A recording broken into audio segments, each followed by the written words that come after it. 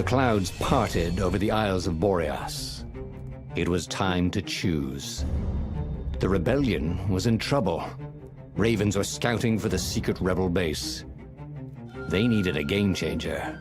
Pieces of the Sky Ripper had surfaced. Renardo knew that using it could go catastrophically wrong, but he was sure he could figure out how to use it safely. Also, a temple had risen out of empty desert. The Iblis Stone was hidden there. It was a dangerous artifact.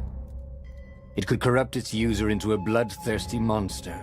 Maybe he could find a way to use it, to take its power without surrendering to its wickedness.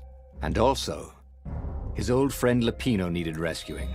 Of course, Renardo had a pretty strong suspicion that Lapino had betrayed the rebellion, and he had a gut feeling that he needed to use that to his advantage.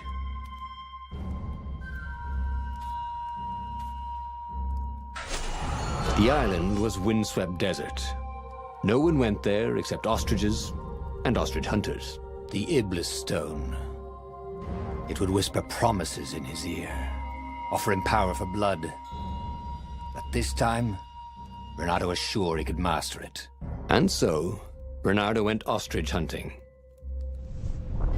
Every child could sing verses about the Sky Ripper, but ancient codices held hints of other things. A stone that ate souls, a ruby that drank blood, a jewel only a righteous man could give away. Were all these things the Iblis Stone? Long hidden in a buried temple? Another ancient item that was only resurfacing now? Drawn up from the deeps by the Emperor's horrific rituals?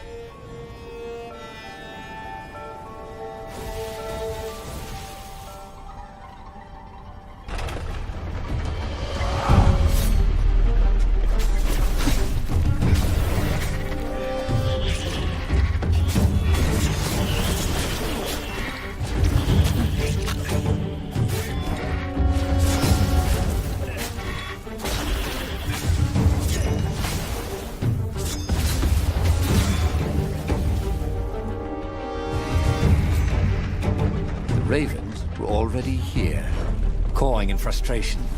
They were still searching for a way in. Good. And he hadn't come too late.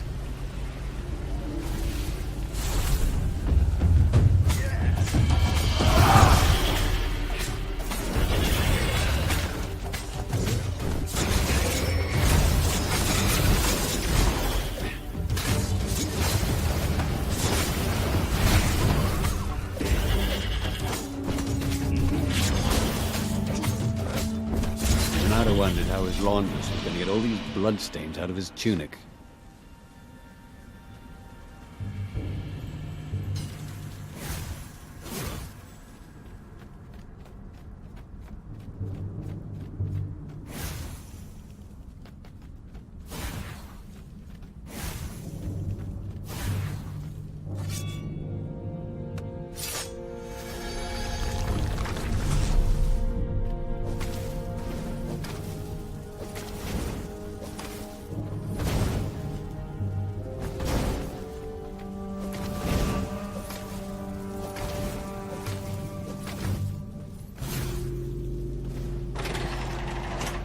There had to be some way to use the Iblis Stone.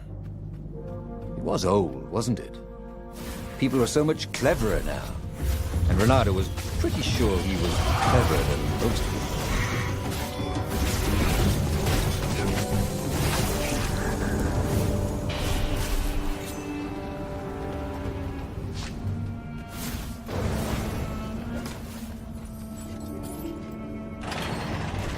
The Ravens at least could not get past this point.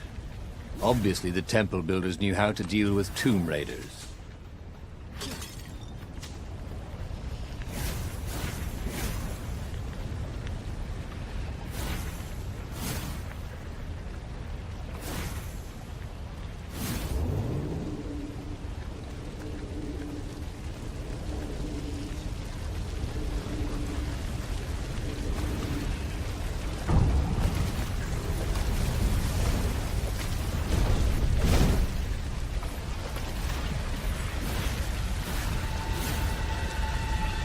It was a stone of the purest blackness. It reflected no light, like a void made solid. Nervous, he picked it up. I can make you mighty. Who said that? Give me blood. It was the stone. Eager, thirsty. Kill the Emperor's daughter.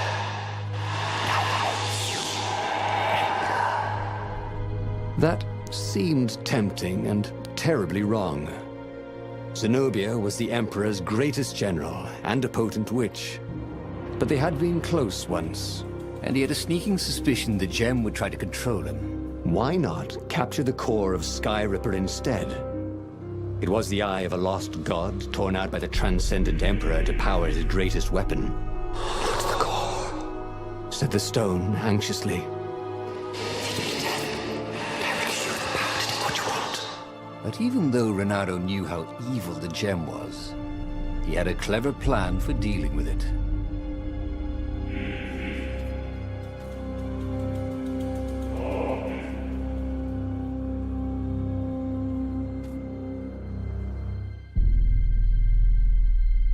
The stone bothered him. He hated being told what to do. Wasn't that why he joined the rebellion? Wasn't that why he'd refused to be a soldier? He'd agreed to come on board only if he could freelance. The stone felt a bit clingy, and he had a feeling it did not have his best interests at heart. The sage Calaveras had told him where to find the Sky Ripper, a weapon capable of challenging the gods. Even without its armature, the core would still possess great power. He would go there. The moment he landed the Farfarer, Renardo had a rare feeling of regret.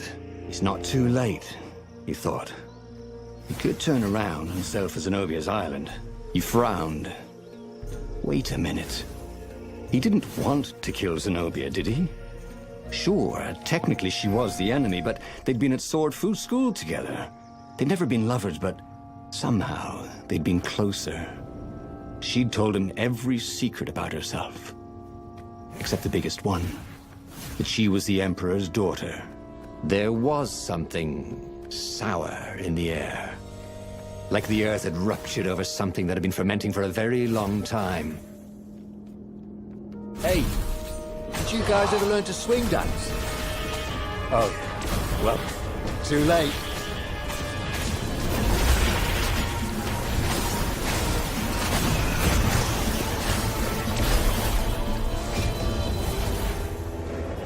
The stone hadn't lied about what it could do for him.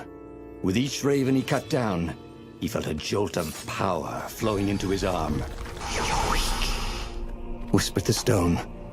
"The core will kill you." "Are you afraid of it?" "No, don't be ridiculous," it chuckled.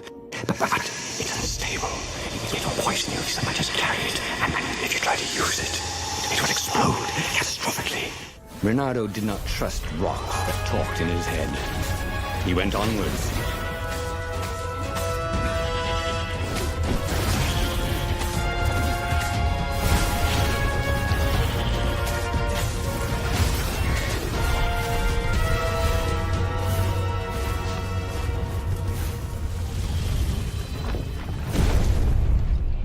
As he approached the core, the stone became hysterical.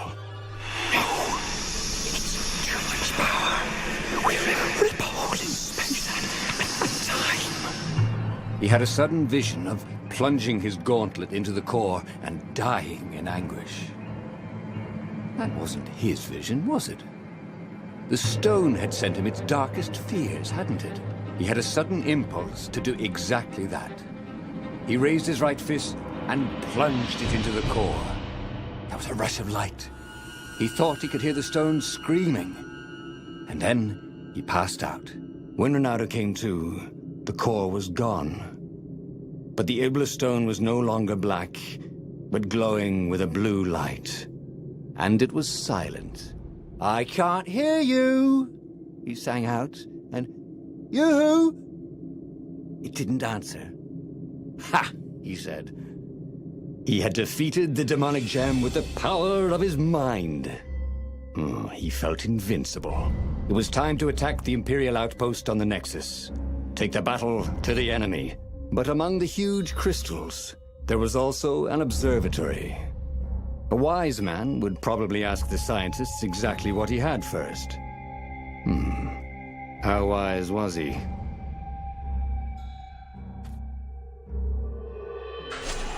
As the Farfarer sailed towards the Nexus, Renardo wondered if the core had been created to silence the stone, or even to feed its hunger.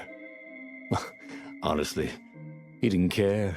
He felt terrific, and he appreciated the quiet inside his head.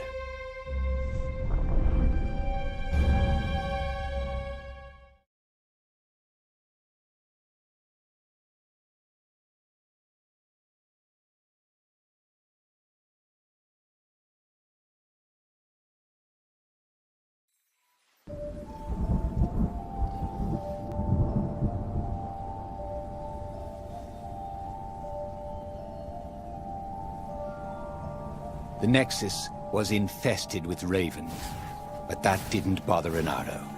With each death, the converted Iblis Stone in his gauntlets glowed brighter, and he felt stronger.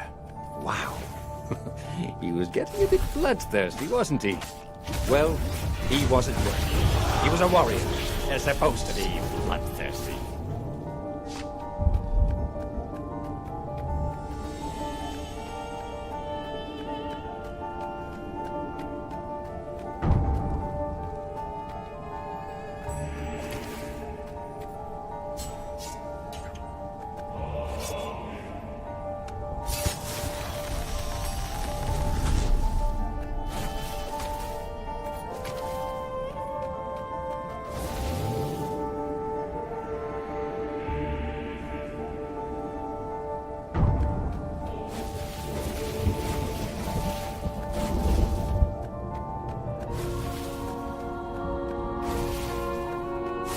Kill the fox! Called the ravens. Nobody said they were original.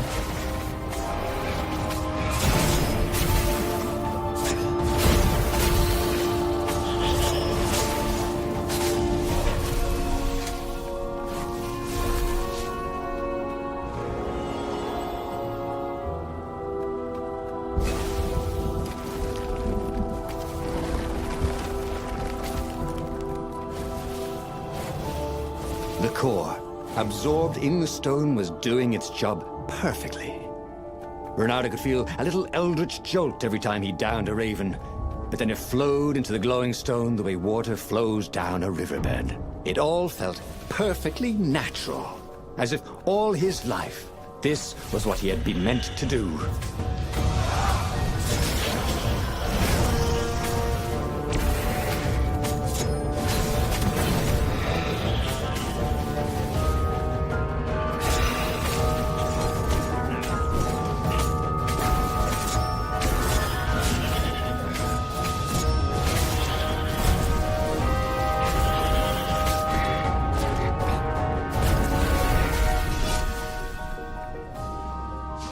Renardo tore through the last remaining guards at the outpost like hot coffee through snow.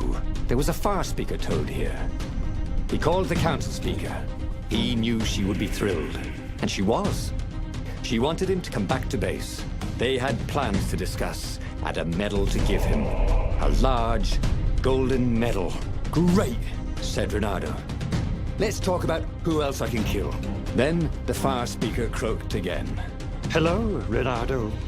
It said, If you get sick of slaughtering second-rate birds in the Nexus, I'm waiting for you in the mountains. Zenobia. She missed him. She loved him. Once she saw how awesome he'd become, maybe she'd join him. A kiss and... Well, if she did refuse for some reason, he was no match for him now. Zenobia was taunting him. No doubt she hoped to lure him into a trap, but it didn't matter, did it? He could fight his way out of any trap. He was invincible. This was gonna be fun. So where was this ambush?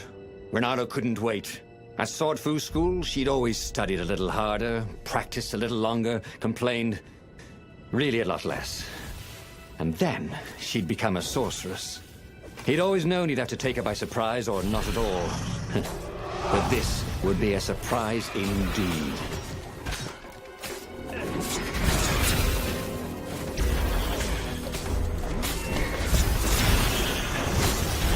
Next time, bring more birds.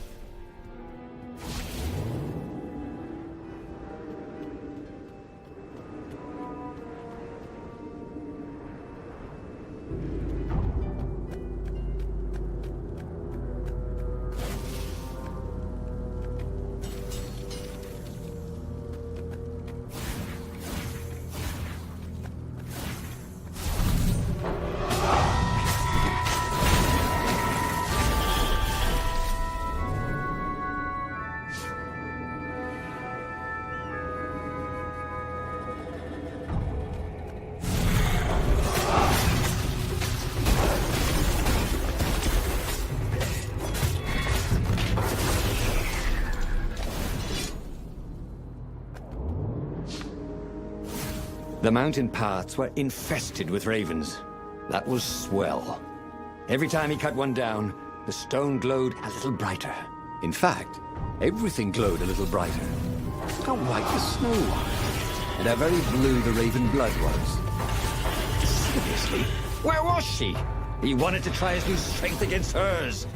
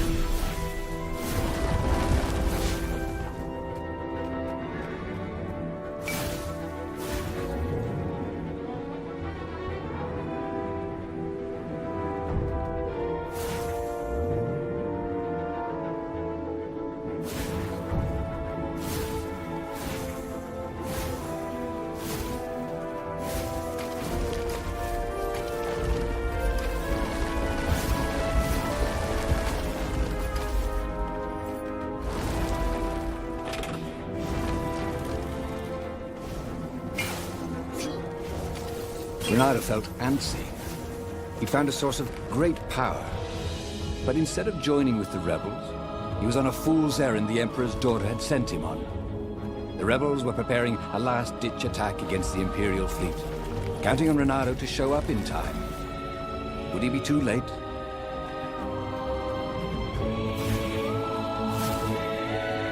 At the end of the path was Zenobia.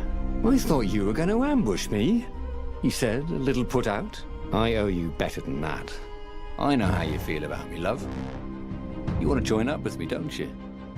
You got to admit, we'd make a great team. Of all the arrogant, ham-handed, half-assed, half-witted... Oh, come on. What else are you here for? That, she said, as a dropship poured a bucket of green liquid on his head. Drowsy gas. You can't stop me with drowsy gas, Zenobia. My power's too strong. Zenobia? Where was she? When he awoke, he was staring up at the sky. Zenobia looked down at him, frowning. I probably ought to kill you, but that'd be a bit tawdry, wouldn't it? She was tossing the glowing stone from paw to paw. This is pretty. Zenobia! He shouted, and then he fell back into sleep. On the Farfarer, Renardo drank his favorite headache remedy. But it did no good. Zenobia had beaten him again. Oh, he really should have listened to the Iblis Stone in the first place instead of messing around with the core. He had a bad feeling about the upcoming fight. But what kind of hero misses the final battle?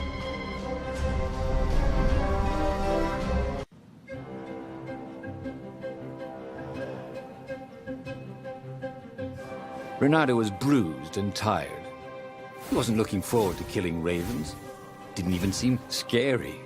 It felt like a chore, like sweeping the practice room at Swordfu School, which he'd done his best to leave for Zenobia whenever he could. What would she do with the glowing Iblis Stone?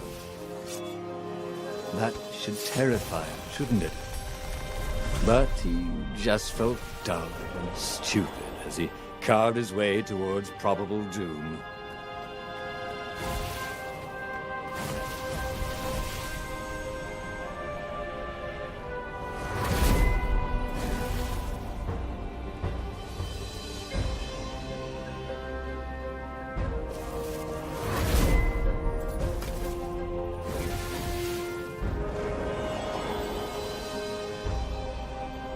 It was all so unfair.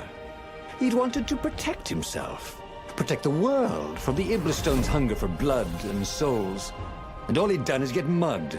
Next time he owned a supernatural artifact that wanted tribute, he'd serve it champagne and caviar.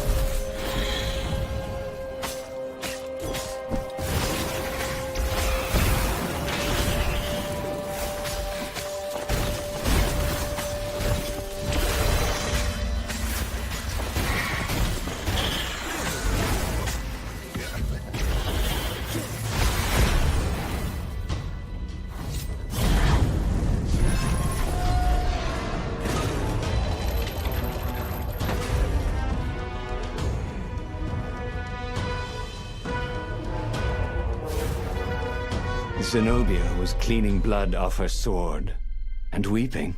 It's so hungry. I can't stop killing, she said. But I fed it the core of the Sky Ripper, and now it's hungry again. She wept. It was true. The Iblis Stone was black again, a void that seemed to suck all the light out of the sky. Take it from me, Renardo, while you still can. Okay. I'll take it, he said. Yes, he thought. This is what it means to be a hero. To save the soul of even his old enemy when it looked like all was lost. He stepped forward to accept the sword from her outstretched hand. She flipped the sword, and the blade went into his gut. As the Iblis Stone sucked his soul into its infinite darkness, he could vaguely hear a voice, something like Zenobia's chuckle. Sucker.